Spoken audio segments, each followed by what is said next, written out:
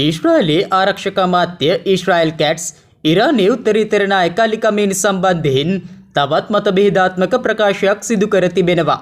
ඒ අනුව ඔහු පවසා ඇත්තේ කමේනිට ඇත්තේ ඉරාකයේ හිටපු නායක සදාම් හුසේන්ට සමාන ඉරණමක් බවයි. අද උදෑසන ඊශ්‍රායල් හමුදා ප්‍රධානීන් සමග පැවති රැස්වීමකදී ඔහු ඒ බව පවසා ඇති බවයි වාර්තා වන්නේ. ඊශ්‍රායල් සිවිල් වැසියන්ට එරෙහිව දිගින් දිගටම යුද අපරාධ කිරීමට සහ මිසයිල ප්‍රාරෙල්ල කිරීමට එරෙහිව තමන් ඉරාන ආඥාදායකයාට අනතුරු අඟවන බවද කැට්ස් එහිදී පවසා තිබුණා.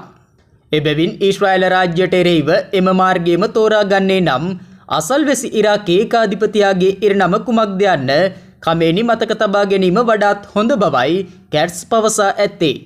ඉරානයේ රාජ්‍ය විකාශක IRIB-හි ටෙහෙරාන් මූලස්ථානයට පහර දීම සම්බන්ධයෙන්ද අදහස් දක්වමින් කැට්ස් පවසා ඇත්තේ ඉරාන සිවිල් පාලන තන්ත්‍රයේ අනෙකුත් මූලස්ථානද ඉලක්ක කළ හැකි බවයි.